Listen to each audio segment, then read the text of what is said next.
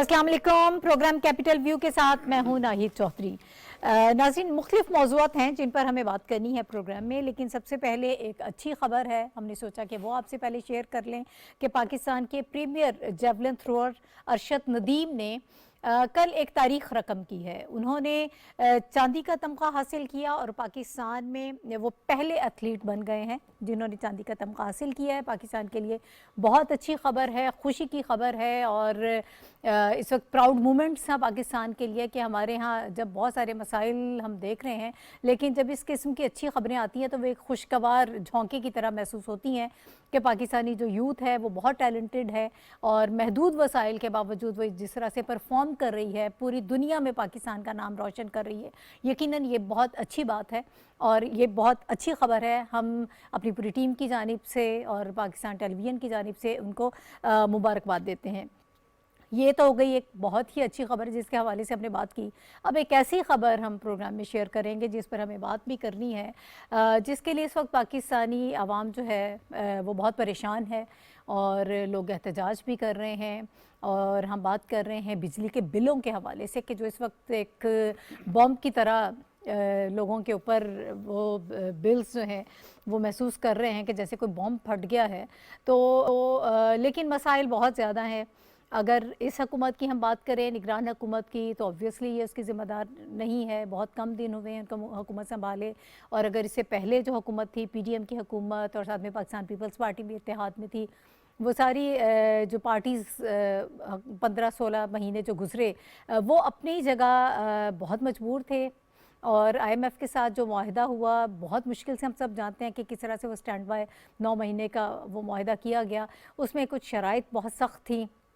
क्या अब जो ये बिल्स ज़्यादा आए हैं सिर्फ उन शराइत की वजह से है, उस सख्ती की वजह से ये बिल्स ज़्यादा आए हैं, या फिर हमारे सिस्टम में भी कुछ प्रॉब्लम्स हैं और उसको देखने की ज़रूरत है? इस पर बात होगी। कल भी हमने देखा कि फौरी तौर पर इसका नोटिस लिया गया और वज़ीर आज़म अनवारुल्लाह काकड़ ने एक इजलास हंगामी तौर पर तलब किया। आज भी उन्होंने वो सारी ब्रीफिंग ली और वो सब चीज़ें समझने की कोशिश की कि कहाँ से कुछ बेहतरी लाई जा सकती है। मेरा ख्याल है कि अब सब्सिडी तो नहीं दी जा सकती, लेकिन ओवरऑल बेहतरी कैसे ला सकते हैं।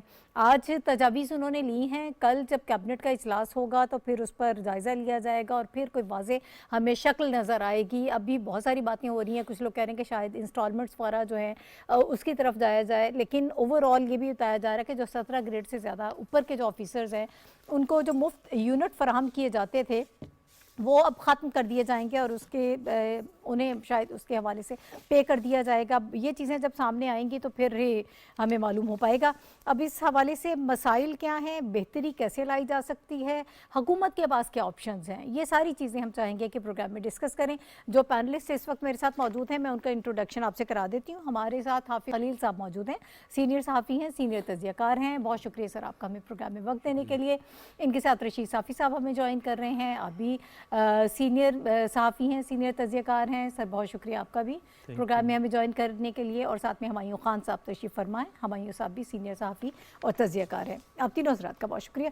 हाफिज़ साहब, सर मैं आपकी तरफ आऊँगी सबसे पहले कि बहुत बड़ा मसला है, ज़ाहिर है कि लोग परेशान हैं। ये एक ऐसी चीज़ है कि अब किसको ज़िम्मेदार ठहराया जाए ये समझ में नहीं आ रहा कि ये मामला कैसे हल होगा। निगरान वज़ीर आज़म फौरी तौर पर उन्होंने नोटिस लिया है, इस पर वो मीटिंग्स कर रहे हैं। कल कोई एक वाज़े हमें लाया अमल आई होप के नज़र आएगा कि किस तरह से इस मामले को टैकल किया जा सकता है।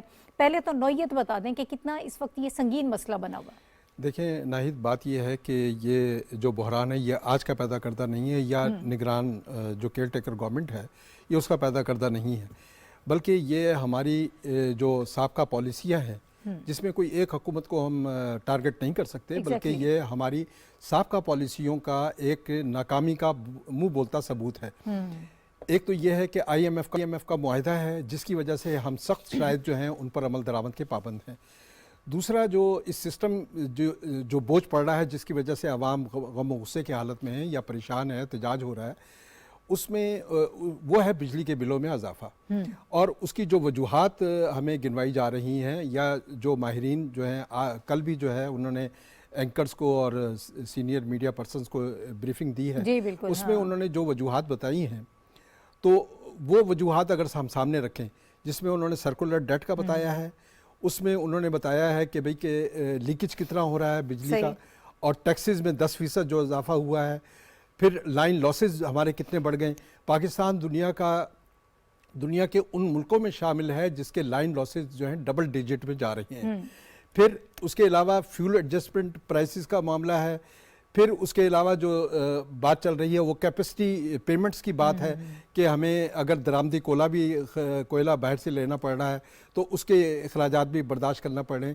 تو یہ ملٹیپل قسم کی جو معاملات ہیں اور ملٹیپل جو ادائیگیاں ہمیں کرنا پڑ رہی ہیں. یوکرین کی جنگ بھی ایک سبب ہے جس کی وجہ سے دنیا میں پیٹرولیم کی اور ایل پی جی کی پرائسز جو ہے بڑھ گئی ہیں. تو یہ وہ تمام عوامل ہیں جو ہمارے کنزیومر جب ہم پرائس انڈیکس دیکھتے ہیں اس پر اس کا بوجھ پڑتا ہے.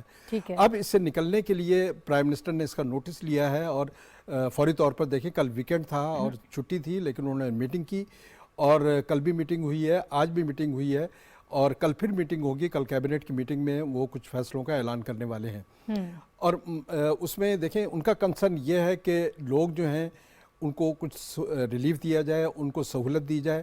اور یہ مسئلہ جو ہے یہ کوئی تازہ نہیں ہے. اب اس سے باہر نکلنے کے لیے ہمیں جو ہمارے سامنے ٹارگٹس ہیں کہ ایک تو یہ ہے کہ ہمیں آئی ایم ایف کی شرائط کو بھی پورا کرنا ہے, دوسری طرف یہ ہے لوگوں کو ریلیف بھی دینا ہے. یہ دونوں کام جو ہے بیک وقت ہونے اور اس کے لیے جو ایک لانگ ٹرم پلاننگ ہو رہی ہے کہ ہم اپنے سسٹم کو ٹھیک کریں, ہم لائن لاسز کو کم کریں, سولر سسٹم کو اپنائیں. اور اس کے لیے کل پرائم منسٹر نے ہدایات بھی جاری کی ہیں کہ پی ایم ہاؤس میں اگر میرے آفس کا اے سی بند کرنا پڑتا ہے آپ بند کر دیں. انہوں نے یہ بھی کہا ہے کہ پاکستان سیکریٹریٹ اور سولر سسٹم وائبل آپشن ہے, بہت مہنگا ہے. دیکھیں صرف ایک سولر سسٹم نہیں ہے, اس کے ساتھ ونڈ پاکستان میں ایک بہت بڑی ہمارے پاس ایک اللہ تعالیٰ کی طرف سے ایک عطا کردہ ایک وسیلہ ہے اور اس کے ذریعے ونڈ پاور کے ذریعے دیکھیں. اس کے علاوہ جو سب سے سستا ہے وہ ہائیڈل ہے. اگر ہم توجہ دیں بڑے ذخائر بنانے پر تو ہم بجلی کی کمی کو آسانی کے ساتھ, اس وقت پاکستان کی ضرورت جو ہے 37,000 میگا واٹ ہے. ٹھیک ہے, ہم جو ہے وہ 8,000 میگا واٹ ہمارا شارٹیج. ہم اپنی کیپیسٹی کے مطابق بجلی پیدا کرنے کی صلاحیت رکھتے ہیں ہائیڈل, لیکن نہیں پیدا کر رہے کیونکہ ہمارے پاس پانی جو ہے ضائع ہو جاتا ہے یا پانی جو ہے وہ ہمارے پاس ذخیرہ کرنے کی گنجائش نہیں ہے. اگر ہم آبی وسائل کے لیے قومی اتفاق رائے پیدا کر لیں تو ہم ہائیڈل کو آسانی کے ساتھ جو دنیا بھر میں سستی ترین بجلی ہے اس کو حاصل کرنے میں کامیاب ہو سکتے ہیں.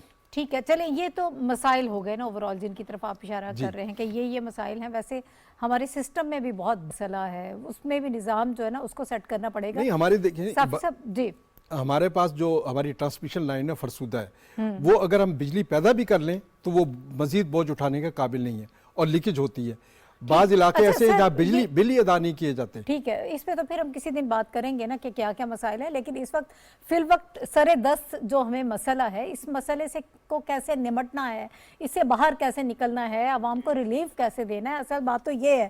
سر اب صافی صاحب کچھ پاور ڈویژن کے ذرائع سے بھی ایک ڈیٹا سامنے آیا ہے, شاید آپ کی نظر سے بھی گزرا ہوگا, اور وزیر اعظم صاحب کو بھی جو بتایا گیا انہوں نے فوری طور پر کہا کہ 17 گریڈ سے اوپر کے جو آفیسرز ہیں, بلکہ 17 گریڈ سے جو ہیں ان کو جو مفت بجلی فراہم کی جاتی ہے اس کو انہوں نے کہا کہ فوری طور پر ختم کر دیا جائے. اب 1 سے 4 کا بہت کم ہے, 5 سے 10 کا, 11 سے 15 تک کے افسران ہیں ان کو 200 یونٹ ملتی ہے. اس کے علاوہ 17 گریڈ کے افسران کو 450 یونٹ ملتی ہے, 18ویں گریڈ کو 600 یونٹ اور 19ویں گریڈ والوں کو 1100 یونٹ فراہم کیے جاتے ہیں ماہانہ فری. اور اسی طرح 21 اور 22 گریڈ والے جو افسران ہیں وہ 1300 یونٹ ماہانہ مفت بجلی جو ہے وہ اس کو انجوائے کرتے ہیں, اور تقریباً سالانہ 13 ارب روپے فری آف کاسٹ بجلی فراہم کی جاتی ہے جو ڈسکوز کے ملازمین ہیں. ایک طرف سے انہوں نے یہ کہا کہ یہ ختم کر دیا جائے لیکن اس کے لیے بھی ان کو پے کرنا پڑے گا. کیا حل ہو سکتا ہے؟ یہ کوئی اتنا بہت بڑا وہ نظر نہیں آ رہا کہ اس سے کوئی بہت زیادہ فرق پڑنے والا. جی شکریہ ناہید. اتفاقاً جس میٹنگ کا آپ ذکر کر رہی ہے اور حافظ صاحب نے جس جانب اشارہ کیا وہ تو تھی ایک back ground meeting. Minister information اور سیکٹری پاور نے جو کچھ صحافیوں کو بیک گراؤنڈ میٹنگ دے کے یہ سمجھانے کی اور یہ بتلانے کی کوشش کی کہ جو موجودہ صورتحال ہے جو واقعی ناقابل برداشت ہے عام صارف کے لیے. آپ اس میں بلکہ موجود تھے. جی ہاں میں وہاں پہ موجود تھا, تو بہت ساری چیزیں جو ابھی انہوں نے آن دا ریکارڈ ہم نہیں کہہ سکتے، لیکن کچھ چیزیں جو آلریڈی پاور ڈویژنس ہے اور کابینہ کے اور جو ابھی مختلف اجلاس ہوئے ہیں اس سے جو سامنے میڈیا پہ آئی ہے اس پہ ہم بات کر سکتے ہیں۔ ایک تو دیکھیے بہت سادہ سا جو ایک کیلکولیشن ہے کہ مسئلہ بنا کس طرح ہے اور مسئلے کو کیٹر کس طرح کیا جا سکتا ہے۔ ایک بات تو یہ طے ہے کہ یہ مسئلہ جو ہے نہ ایک دن کا بنا ہوا ہے اور نہ ایک دن میں یہ ختم ہو سکتا ہے۔ ہمارے ہاں جو ہم بار بار آپ کے پروگرام میں بات کرتے رہے ہیں کہ ہم نے آبی ذخائر کو نہیں بنایا، جو نئے آبی ذخائر اور ڈیم جو ہائیڈل جو دنیا میں سب سے سستی بجلی ہے اس پہ ہماری توجہ کبھی بھی نہیں رہی۔ اگر ہم اس جانب جاتے اور اپنی کیپیسٹی بڑھاتے ہائیڈل پاور میں تو شاید ہم اتنی مہنگی بجلی خریدنے پہ آئی پی پی سے مجبور نہ ہوتے، لیکن ہماری مجبوری یہی ہے۔ اور ترمل بجلی جو ہے دنیا میں ایک عیاشی سمجھی جاتی ہے، دنیا کے بڑے بڑے امیر ممالک یہ برداشت نہیں کر سکتے، افورڈ نہیں کر سکتے، وہ جو ہے رینیویبل انرجی پہ چلے جاتے ہیں، سولر پہ چلے جاتے ہیں، ونڈ پہ چلے جاتے ہیں، کوئل کو کسی طریقے سے کوئلے پہ وہ انحصار کرتے، لیکن چونکہ دنیا بھر میں زیادہ اس کو انکرج نہیں کیا جا سکتا کیونکہ اس میں ماحولیات کے مسئلے آ جاتے ہیں۔ تو یہ ساری چیزیں ہم نے لانگ ٹرم کی کوئی اسٹریٹجی تو نہیں بنائی ہے۔ ایک دوسری جو آلریڈی اس وقت ہمارے ڈسکوز جتنی بھی ہے 5 ڈسکوز ہے وہ جتنی بجلی پرووائڈ کر رہے ہیں 80 ارب یونٹ کے لگ بھگ وہ صارفین کو بجلی ملک بھر میں دے رہے ہیں، لیکن انہیں پیسے مل رہے ہیں۔ اگر میں بالکل سیدھے سادے الفاظ میں جو بات کروں، جو پیسے کلیکٹ کر رہے ہیں یہ ڈسکوز اور گورنمنٹ آف پاکستان، تو وہ 23-24 ارب روپے سے زیادہ نہیں ہے، ارب یونٹ سے زیادہ کے پیسے واپس نہیں آ رہے۔ یعنی آپ 3 گنا جو آپ کی جو بجلی ہے صرف اس میں 25% کے آپ کے پیسے مل رہے، 75% کے پیسے جو ہے آپ کو نہیں مل رہے۔ اب وہ پیسے کہاں سے نہیں مل رہے اس کے کئی وجوہات ہے۔ حافظ صاحب نے ذکر کیا، ایک تو لائن لاسز ہے، یہ دنیا کا واحد ملک ہے جہاں پہ 40% آپ کی کل پیداوار کی بجلی جو ہے آپ کے تاروں میں ٹرانسفارمر جو آپ کے لگے ہیں، جو آپ کا فرسودہ نظام ہے، جو آپ کے ڈسٹریبیوشن کا جو ایک پرانا جو میرے خیال میں دہائیوں پرانا جو ایک نظام ہے اس پہ غائب ہو جاتا ہے۔ آپ کی 40% بجلی، آپ صرف 60% بجلی چلی جاتی ہے۔ اب اس کے بعد ایک دوسرا فیکٹر آ جاتا ہے جس میں کنڈا مافیا ہے، جس میں آپ کی بجلی چوری ہے، جس میں بل کی عدم ادائیگی ہے۔ اب دیکھیں آزاد کشمیر کی حکومت دھڑلے سے کہتی ہے، وہاں کے لوگ کہتے ہیں کہ ہم نے بل دینا ہی نہیں ہے، کئی علاقوں میں ایسا ہے۔ اب جو مرج فاٹا ہے اس میں بہت سارے اکثریت کا کہنا ہے وہ بل سرے سے ادا ہی نہیں کر رہے ہیں۔ اسی طرح کراچی، آپ کو حیرت ہوگی کہ کراچی جیسے بڑے شہر اور جہاں پہ زیادہ لوگوں کی جو ہے قوت خرید نسبتاً بہتر ہے، جو مرات یافتہ طبقہ ہے، ان کی طرف سے بل نہیں آ رہا۔ چلے ہم فاٹا کی بات کر لیتے ہیں یا بلوچستان میں جو ہے تو یہ تقریباً 350 ارب روپے کی جو ہے بجلی چوری یا عدم ادائیگی کی جو ہے وہ ہمیں ٹیکہ لگتا ہے ہر جو ہے سالانہ۔ اچھا یہ ٹیکہ، یہ جو میں لائن لاسز کی بات کر رہا ہوں، جو بجلی ہماری غائب ہو رہی ہے کہ 80 ارب یونٹ پیدا کر رہے ہیں، بیچ جو ہم رہے ہیں 22-23 ارب یونٹ بیچ رہے ہیں، ریکوری جو ہماری ہے 350 ارب کی نہیں ہو رہی ہے، وہ بل سرے سے وہ ہمارے پاس آئی، جو موٹا حساب کتاب ہے۔ وہ پیسے وصول کہاں سے ہو رہے ہیں؟ جو ایماندار صارف ہے ان ڈسکوز کے اور ان ڈسٹریبیوشن کمپنی کے، جو میرے جیسا ہے، آپ جیسا ہے، جو ہر مہینے کے ڈیو ڈیٹ پہ بل جمع کرتے ہیں، اس پہ اس کی ایڈجسٹمنٹ ہو جاتی۔ یہ پہلی حکومت آئی ہے، 16 ماہ پہلے بھی کوشش کی گئی تھی کہ اس مسئلے کو حل کرنے کی کوشش کی جا رہی ہے۔ اور کچھ علاقوں میں ہم مانتے ہیں کہ جو مرج علاقے ہیں فاٹا کے یا بلوچستان کے دور پار کے علاقے ہیں، وہاں پہ انفورسمنٹ کے مسئلے ضرور ہے، یعنی آپ زبردستی جو ہے بل نہیں وصول کر سکتے، آپ بجلی جو ہے منقطع بھی نہیں کر سکتے، وہاں پہ لوگوں پہ جو آپ کے واپڈا اور ڈسکوس کے لوگ ہیں ان پہ لوگ حملے کر دیتے ہیں، ان کو جان کے خطرے ہو جاتے ہیں۔ لیکن جو بجلی چوری جو ہے بڑے شہروں میں بھی بہت زیادہ ہے۔ اب فار ایگزامپل مردان ڈسٹرکٹ جو خیبر پختونخوا کا سینٹرل ڈسٹرکٹ ہے، 50%، یہ میں اپنے آپ سے نہیں کہہ رہا ہوں، یہ پاور ڈویژن کا اور پاور وزارت کی ان کے اعداد و شمار ہے، 50% چوری ہے، 50% جو صارف ہے یا کنڈا لگاتا ہے یا بل میں کوئی ڈنڈی مارتا ہے یا ان کے ساتھ کوئی اور میل ملاپ کر کے وہ پورا جو ہے بل ادا نہیں کرتا. اس کو بھی آپ چھوڑیں. سندھ کا ایک ڈسٹرکٹ ہے شکارپور، 80% چوری ہے.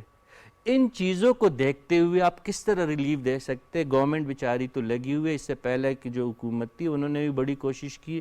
آج بھی میرے خیال میں انوار الحق کاکڑ صاحب، جی میں آخری انوار الحق کاکڑ صاحب 2 دن سے سر پکڑ کے بیٹھے ہیں کہ ہم ریلیف دینا چاہتے ہیں لیکن کہاں سے دیں. وہ ہمایوں خان صاحب شاید ان کے پاس کوئی فارمولہ ہو، ان کے پاس آپ جائیں. جی ہمایوں صاحب، بڑی کمپلیکیٹڈ سی ساری سچویشن ہے، بڑے پیچیدہ حالات ہیں. کیا ہو سکتا ہے، کیا ایکسپیکٹ کر رہے ہیں کہ کل کیا اناؤنسمنٹ ہوگی؟ دیکھیں کل ایک تو جو ہے کیئر ٹیکر سیٹ اپ سے آپ لوگ ایکسپیکٹ نہیں کریں کہ وہ ایک اتنا بڑا پالیسی ڈیسیجن لیں جو کہ پچھلے 76 سالوں میں ہماری جو جتنی رسپیکٹیو گورنمنٹس آئی ہیں، جو اس سے پہلے 16 ماہ کی پی ڈی ایم کی گورنمنٹ تھی، اس سے پہلے 4 سال کی جو پی ٹی آئی کی گورنمنٹ تھی، اس سے پہلے کی جتنی ساری گورنمنٹس تھیں، سب نے ان پاپولر ڈیسیجنز نہیں لیے.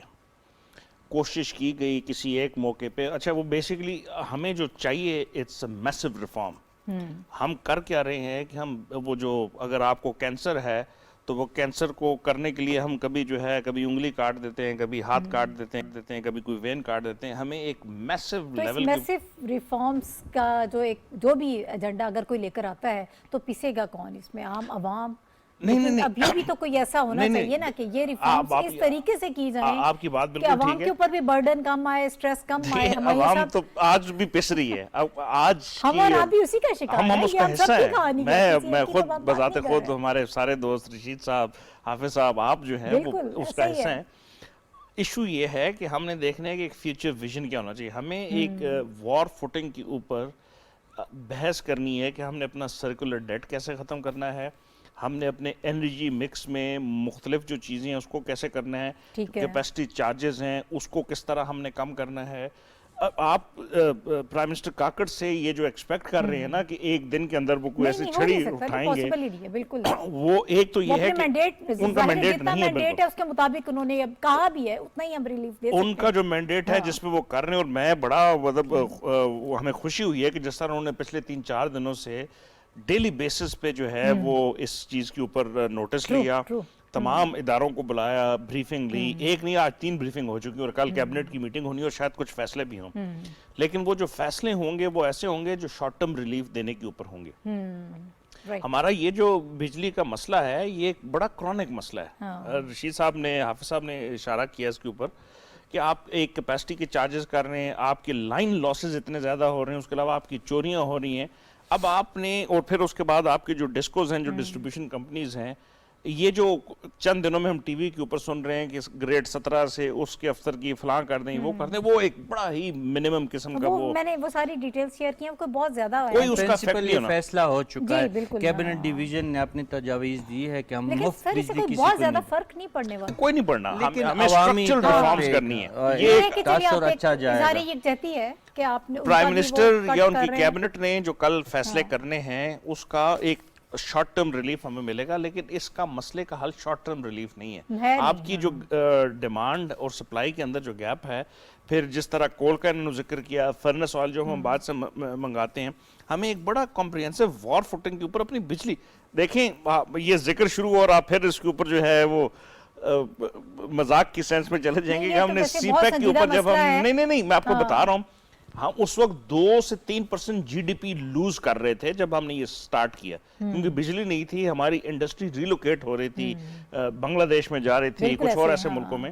تو اس میں آئیڈیا یہ تھا کہ اپنی کیپیسٹی انہینس کریں. کیپیسٹی ہم نے انہینس کر لی، لیکن جہاں پہ ہمیں نقصان ہو رہا ہے، ہماری بجلی لوز ہو رہی ہے، جہاں پہ بجلی کے بل ادا نہیں کیے جا رہے، جہاں پہ چوری ہو رہی ہے، اور جہاں پہ لائن لاسز ہیں، اور جہاں پہ انٹرنیشنل تیل کے اس کے اوپر ہم خرید رہے ہیں، ان 4-5 چیزوں کو مل کے میرا خیال ہے तमाम पॉलिटिकल पार्टीज को, तमाम स्टेक होल्डर्स को मिलकर उसके ऊपर एक बहस करनी चाहिए। अब आवाम बर्दाश्त नहीं कर सकती ये आपकी अगर तनख्वाहें नहीं दी जा रही, अगर आपके स्कूल के बच्चों के बिल नहीं, क्योंकि आपका एक पर्टिकुलर बिल है उसके ऊपर अगर आज का बिल आपने जाहिर है कि उसको लेके 1/3 अगर आप बिजली के बिलों में दे देंगे तो उसके बाद आप करेंगे कैसे? तो सारी कैलकुलेशन अगर आप किराए के घर में रहते हैं, आपने और मेजॉरिटी लोग जो हैं वो बड़े शहरों में ऐसी जगह पे रहते हैं, स्कूल्स के आपने करने हैं, ग्रोसरी करनी है, बहुत सारे अखराजात हैं, उसमें पॉसिबल नहीं है, आप नहीं कर सकते। बहुत संजीदा मसला है। अब फौरी तौर पे हम देखते हैं कि कल वज़ीर आज़म साहब क्या फैसला करते हैं और फौरी शॉर्ट टर्म रिलीफ एटलीस्ट वही अगर मिल जाए तो इस वक्त शायद पब्लिक के लिए कुछ आसानी हो जाए। लेकिन ये भी कोई जवाज़ नहीं है कि सिंध के इलाकों की बात कर लें या फिर रापाटा के कर लें, या जिन इलाकों में बिल्स जो हैं वो पे नहीं किए जाते, बिजली चोरी होती है, उसका कोई जवाज़ नहीं है कि उसका सारा स्ट्रेस और सारी टेंशन जो है वो उन लोगों पर डाल दी जाए जो आपके बिल्स आपको पे करते हैं। ये भी बिल्कुल एक अनजस्टिस वो सारा माहौल बन जाता है। इस पर भी काम करने की ज़रूरत होगी फौरी तौर पर। जो चीज़ें ज़ाहिर है गवर्नमेंट ज़्यादा बेहतर तरीके से समझ के इस पर काम होगा। जी, हुकूमत ने एक डिसीजन लिया था और ख्वाजा आसिफ ने अनाउंस भी किया था हाउस के अंदर कि जिन इलाकों में बिजली चोरी होती है या जो लोग बिजली के बिल नहीं देते वहाँ बिजली सप्लाई नहीं होगी।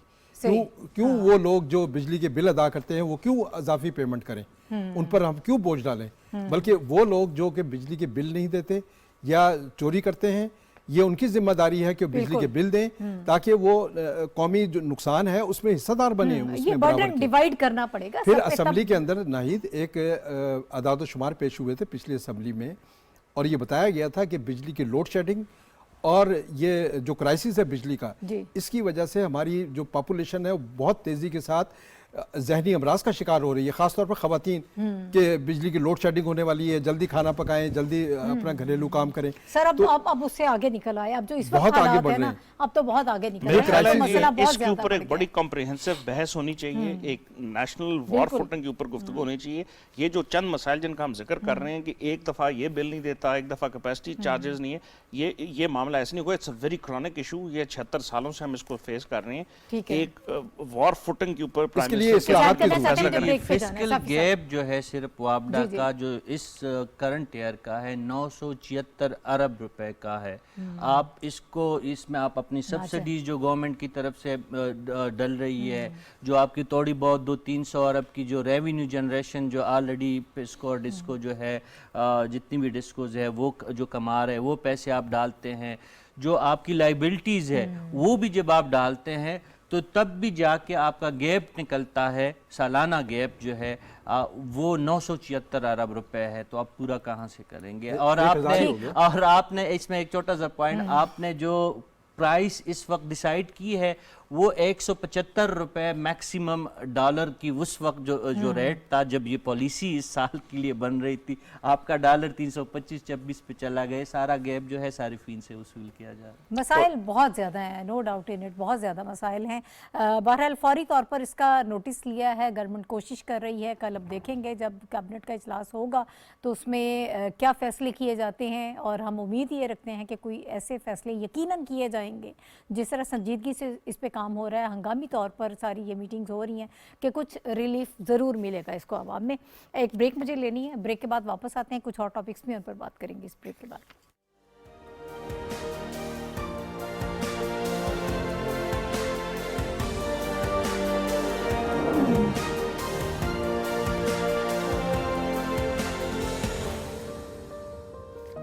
Welcome back to the show. नाज़रीन, एक और अहम ख़बर है जो इस वक्त हम आपसे शेयर करने जा रहे हैं।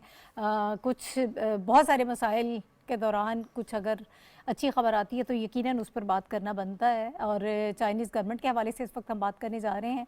चाइना हम सब जानते हैं कि पाकिस्तान का टाइम टेस्टेड फ्रेंड है, और CPEC जैसा एक बहुत बड़ा प्रोजेक्ट जो है वो चाइना के साथ ज़ाहिर है जब हम करें तो उसको हम एक गेम चेंजर भी कहते हैं पाकिस्तान के लिए।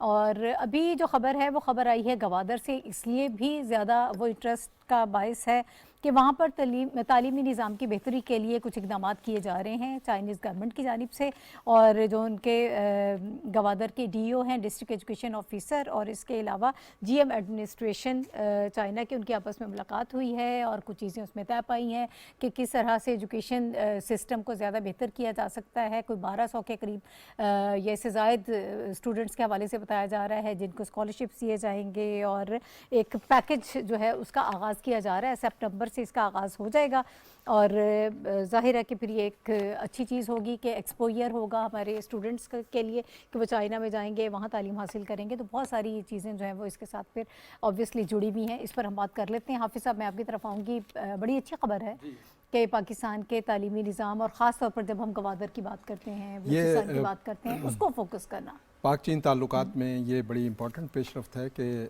گوادر کے تعلیمی نظام کی بہتری کے لیے اور خاص طور پر اسٹوڈنٹس کے لیے ایک بڑا پیکج جو ہے چائنا نے اناؤنس کیا ہے، اور 1200 یہ پہلا فیز ہے جس میں 1200 طلباء کو جو ہے ان کی ایجوکیشن کا سسٹم بہتر بنانے کے لیے انہیں نہ صرف یہ کہ روٹین کی جو ہماری نصابی تعلیم ہے وہ دی جائے گی، بلکہ اس کے ساتھ ساتھ وہاں پر ایک فنی تعلیم کے لیے انسٹیٹیوٹ بھی چائنا کی طرف سے قائم کیا گیا ہے، اور اس کو انہانس کیا جا رہا ہے، اس کا دائرہ کار بڑھایا جا رہا ہے تاکہ تمام تعلیمی ادارے جو گوادر کے ہیں اس میں چھوٹے چھوٹے انسٹیٹیوٹ بنائے جائیں اور طلباء کو ہنرمند بنایا جائے، تاکہ وہ گوادر ایک بہت بڑا ایک ہب بن رہا ہے پاکستان کی تجارت کے لیے بھی، اور پاکستان کی ترقی کا ایک مرکز بننے جا رہا ہے، اور اس میں جو کیپیسٹی ہے ہمارے نوجوانوں کے لیے اس کے لیے راستے جو ہے تلاش کیے جا رہے ہیں، اور یہ اچھی بات ہے کہ پہلے فیز میں ان کی ایجوکیشن کو انہانس کیا جا رہا ہے۔ ان کی جو ایجوکیشن کی انہانسمنٹ کے ساتھ جب انہیں فنی تعلیم بھی دی جائے گی تو وہ باہنر بن کر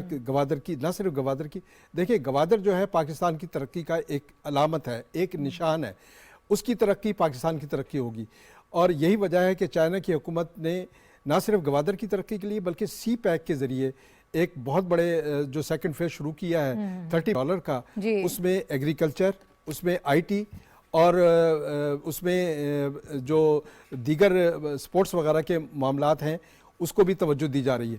اب توقع کی جانی چاہیے کہ گوادر کو جو ترقی کے لیے جو نیا پیکج دیا گیا ہے خاص طور پہ ایجوکیشن کے حوالے سے، اس کے ذریعے نہ صرف نوجوان تیار ہوں گے بلکہ ہم دیگر شعبوں میں بھی اپنے نوجوانوں کو تیار کر کے اور سی پیک کو تیز رفتار مرحلے میں داخل کر سکیں گے۔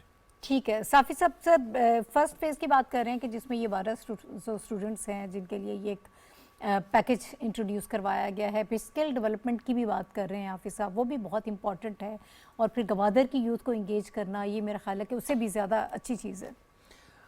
دیکھیے ناہید، آپ کے پروگرام میں ہم پہلے بھی بتا چکے کہ چینی ماڈل جو ہے وہ کمیونٹی کو اور اپنے گرد و پیش کو انوالو کر کے ترقی کے سفر کو آگے بڑھانا ہوتا ہے، اور سی پیک کے بارے میں تو حافظ صاحب نے بھی بات کی، پوری دنیا جانتی ہے کہ یہ کتنی اہمیت کا حامل پروجیکٹ ہے، اور اس سے بھی بڑھ کر جو بی آر آئی کا جو پروجیکٹ ہے وہ اس سے بھی ایک بڑا انیشیٹو ہے world wide.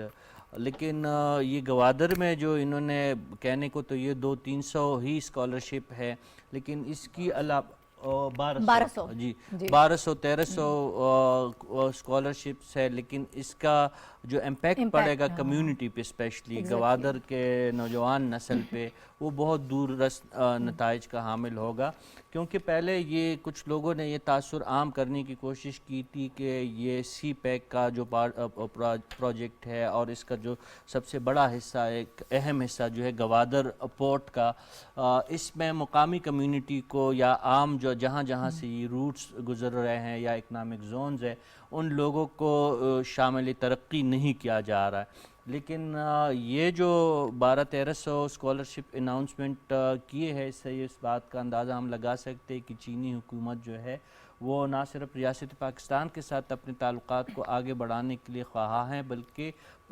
Public to public اور پیپل ٹو پیپل جو کانٹیکٹس ہیں ان کو بھی انہانس کرنے میں پہلی دفعہ بہت زیادہ دلچسپی دکھائی دی جا رہی ہے، اور وہ بھی تعلیم و تربیت کے شعبے میں۔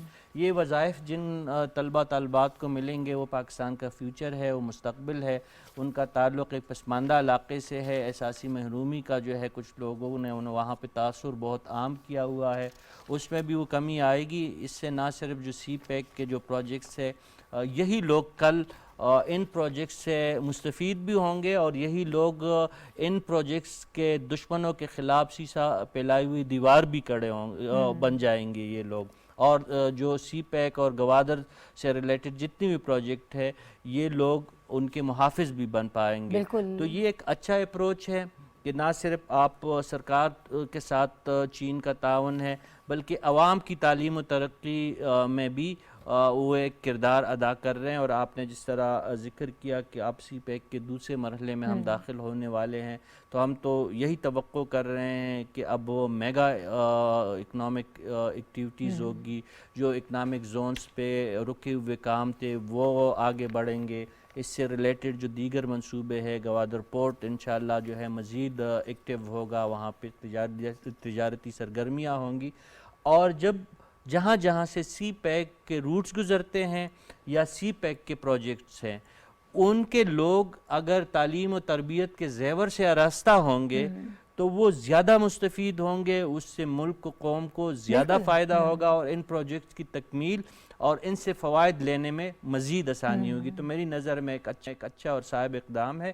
اس قسم کے مزید پروجیکٹس جو ہے چائنیز گورنمنٹ کو جو جہاں جہاں سے اکنامک زونز جہاں بن رہے ہیں یا سی پیک کے روٹس گزر رہے ہیں یا جو دور دراز کے پسماندہ علاقے ہیں, جو پشتون بلوچ علاقے ہیں, اس میں جو مکران کی ساحلی پٹی ہے وہاں پہ, جو قبائلی پٹی ہے وہاں پہ, جو سندھ کے پسماندہ علاقے ہیں, جو پنجاب کے جنوبی اضلاع ہے وہاں پہ, ان تمام علاقوں میں پاکستان کی اور پاکستانی عوام کی اس قسم کے وظائف اور اس قسم کے جو اسکالرشپس ہے جو تعلیم و تربیت سے ریلیٹڈ ہے اس میں مزید اضافہ کرنا چاہیے. اس سے نہ صرف پاکستان کو فائدہ ہوگا بلکہ پاک چین دوستی میں مزید بہتری اور نکھار پیدا ہوگی. بالکل درست. اچھا ہمایوں صاحب, آپ اس کا کیا امپیکٹ دیکھ رہے ہیں؟ بہت اچھی بات ہے, ہمارے پاس یوتھ بہت بڑی تعداد میں ہے, بہت سارے دوسرے ممالک کی نسبت ہم اس معاملے میں بڑے خوش قسمت ہیں, تو ان کو اگر انگیج کیا جاتا ہے, پھر ایسے دور دراز کے علاقوں سے اسٹوڈنٹس کو آپ باہر بھیجیں, تعلیم و تربیت ہو, اسکل ڈیولپمنٹ ہو, ایجوکیشن ہو, واپس آ کر پھر زیادہ بہتر طریقے سے وہ روزگار حاصل کر سکتے ہیں. سی پیک میں ان کو انگیج کیا جا سکتا ہے. نہیں, اس کو جو ہے ایک کمپریہنسو انداز میں ہم نے دیکھنا ہے کہ جو چائنا پاکستان کا ریلیشن شپ ہے بڑا ہی اس کے اوپر پوری دنیا میں بحث ہوتی ہے اور اس پہ تبصرے ہوتے ہیں, اور ہم نے 76 سال جو ہے وہ اپنے ریلیشن شپ کو اسٹیبلش کیا اور بہت موقعوں کے اوپر جو ہے نا آل ویدر فرینڈ شپ کہا جاتا ہے, چین کی طرف سے آئرن بردر ہمیں کنسیڈر کیا جاتا ہے, تو ہم نے ہر موقع پہ ایک دوسرے کی ہیلپ کی. اب سی پیک کا جو سیکنڈ دور ہے, پچھلی حکومت نے اس کو جو ہے دوبارہ ریوائیو کیا, اس میں کچھ کمیاں آ گئی تھیں, کچھ سلونیس آ گئی تھی اور بہت سارے ایشوز تھے, لیکن جو 16-17 مہینے میں جو پی ڈی ایم کی گورنمنٹ تھی انہوں نے بہت اچھے طریقے سے کیا, اور گورنمنٹ کے اختتام سے پہلے ان کے اسپیشل جو پریزیڈنٹ شی جن پنگ کے انوائے تھے انہوں نے پاکستان کا وزٹ کیا, لی ہائی فینگ جو ہے, اور وہ بہت سارے نئے منصوبوں کے اوپر 6-7 ایم او یو سائن کیے, لیکن ایک اپنی 10 سالہ جو سی پیک کی وہ تقریب تھی اس کا انعقاد کیا. تو اس تناظر میں اگر آپ اس چیز کو دیکھیں, اور اس کے بعد ایک جو ہے گوادر میں حملہ ہوا چینیوں کے اوپر, اور الحمدللہ ہماری سیکیورٹی فورسز نے اپنی جو ہے جانوں کا پرواہ کیے بغیر اس کو ڈیفینڈ کیا, اور وہ ہم کر رہے تھے مختلف اس چیزوں سے. تو یہ ایک دونوں ملکوں کے درمیان دو چیزیں بڑی تھیں کہ China Pakistan economic corridor second phase میں داخل ہو چکا ہے, اور اس کے دشمن بھی سیکنڈ فیز میں داخل ہو چکے ہیں جو کہ اس کو خراب کرنے میں. تو اس سینس میں ہم نے اپنا ایک کلیئر انڈیکیشن دیا. یہ گوادر کے اندر بہت ساری گریوینسز ہیں ہمارے لوگوں کی, فشرمینز کی تھیں, بہت ساری چیزیں, بجلی کے مسائل تھے, اس کے اوپر مختلف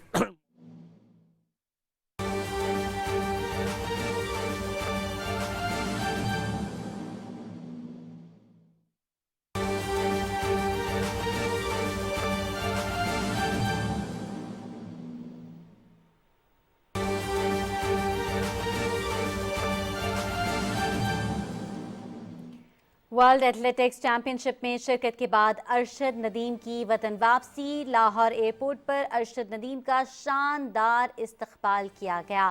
ناظرین آپ کو بتاتے چلیں, ارشد ندیم نے ورلڈ ایتھلیٹکس چیمپئن شپ کے جیولن تھرو میں چاندی کا تمغہ حاصل کیا.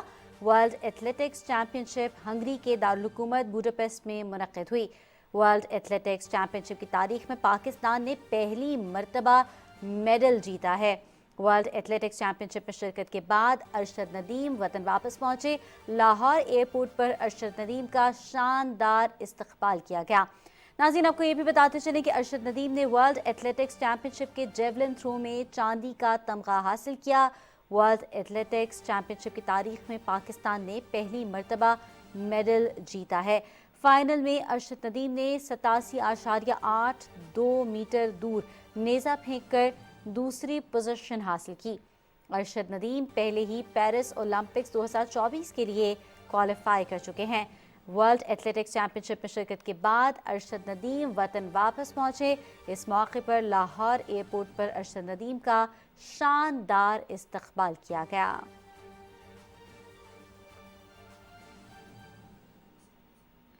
वर्ल्ड एथलेटिक्स चैंपियनशिप में शिरकत के बाद अरशद नदीम वतन वापस पहुंचे। लाहौर एयरपोर्ट पर उनका शानदार इस्तकबाल किया गया। आपको ये बताते चलें कि अरशद नदीम ने वर्ल्ड एथलेटिक्स चैंपियनशिप के जेवलिन थ्रो में चांदी का तमगा हासिल किया और वर्ल्ड एथलेटिक्स चैंपियनशिप की तारीख में पाकिस्तान ने पहली मरतबा मेडल जीता है। ये वर्ल्ड एथलेटिक्स चैंपियनशिप हंगरी के दारुल हुकूमत बुडापेस्ट में मुनक्किद हुई।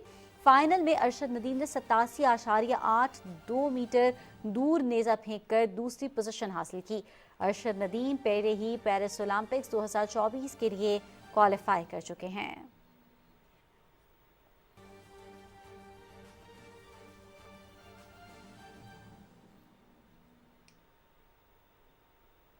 नाज़रीन, ये थी PTV ताज़ा तरीन।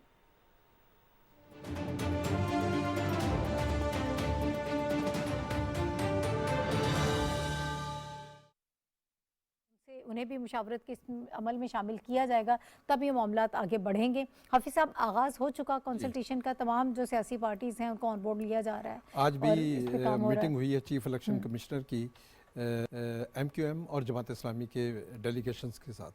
उससे पहले भी बड़ी पार्टियों के साथ उनकी एंगेजमेंट हो चुकी है।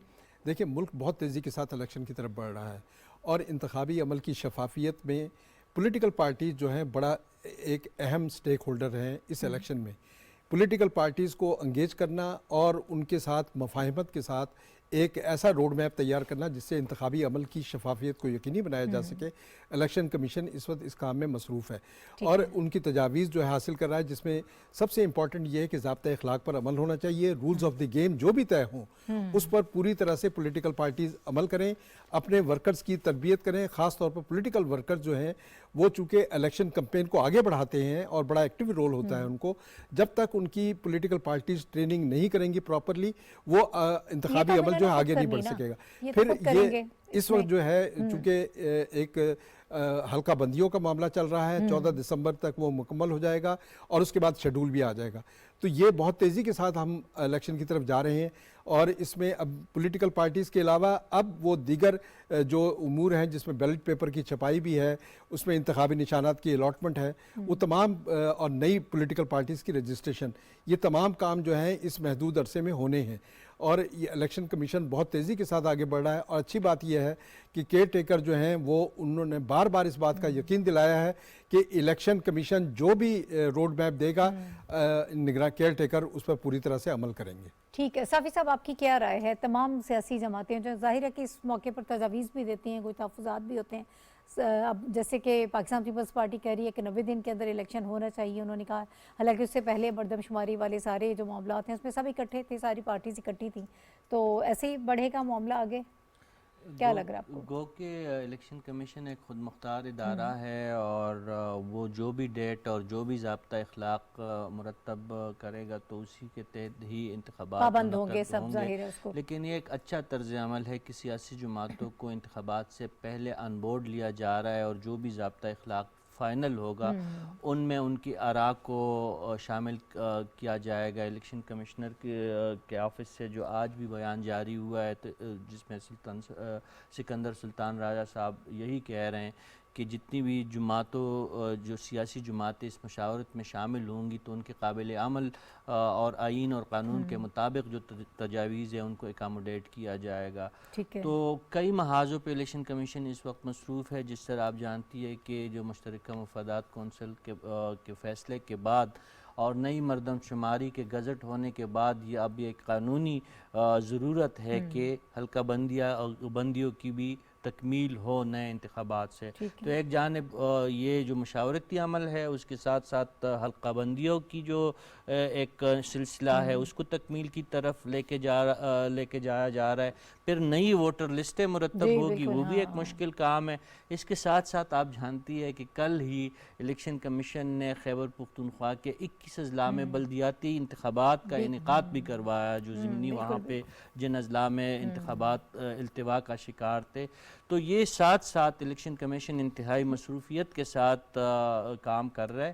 ہم توقع یہی کر رہے ہیں کہ ایک اچھا تاثر کے ساتھ جو تمام سیاسی جماعتوں کو سنا جائے, ان کے قابل عمل تجاویز کو ضرور زیر غور لایا جائے, تاکہ جو پری پول ریگنگ کی پاکستان میں ہمیشہ سے ایک تاثر بھی قائم رہتا ہے اور سیاسی جماعتوں کو شکایت بھی رہتی ہے, تاکہ اس کی نوبت نہ آئے. ٹھیک ہے, یہ شفافیت کا عمل ہمایوں صاحب بہت امپورٹنٹ ہے, بہت زیادہ, کیونکہ ہمارے ہاں ایک روایت بھی ہے, کلچر بھی رہا ہے کہ جب الیکشنز ہو جاتے ہیں ہارنے والا ہمیشہ شور شرابہ کرتا ہے اور وہ رزلٹس جو ہیں وہ اس کو تسلیم نہیں کرتا ہے. تو یہ سارا عمل کتنا بڑا چیلنج ہوگا اس مرتبہ جب انتخابات ہوں گے اس میں؟ میرا خیال ہے یہ کوئی جو پچھلے جو انتخابات ہیں اس سے کوئی آپ کو کوئی بہت زیادہ ہمارا جو کلچر ہے جس طرح آپ نے وہ کیا, اعتراضات ہوں گے, لیکن آخری جو میٹنگ تھی سی سی آئی کی اور اس میں چاروں صوبائی جو وزرائے اعلیٰ تھے وہ اس میں شامل تھے, فیصلہ کیا گیا, نئی جو ڈیجیٹل مردم شماری تھی اس کو نوٹیفائی کیا گیا اس کے مطابق, اور پھر اس کے بعد جو پریزیڈنٹ ہیں انہوں نے الیکشن کا جو امینڈمنٹ بل ہے اس کے اوپر بھی خود سائن کیے, باوجود اس کے کہ بعد میں ان کی طرف سے جو ہے ہمیں کچھ ایسی چیزیں نظر آئیں اور اعتراضات آئے جس کی لیگلی جو ایکسپرٹ سمجھے جاتے ہیں, ہم چونکہ لیگل ایکسپرٹ نہیں ہیں لیکن جو بڑے لیگل ایکسپرٹ ہیں وہ کہتے ہیں کہ چونکہ صدر صاحب نے خود سائن کر دیے تھے اب اس میں جواز رہتا نہیں تھا کہ ان کو اعتراض کرنے کا. تو اب یہی ہے کہ 120 دن حلقہ بندیوں کے لیے ضروری ہیں. الیکشن کمیشن کی یہ کانسٹیٹیوشنل رسپانسبلٹی ہے کہ وہ یہ حلقہ بندیاں کرے.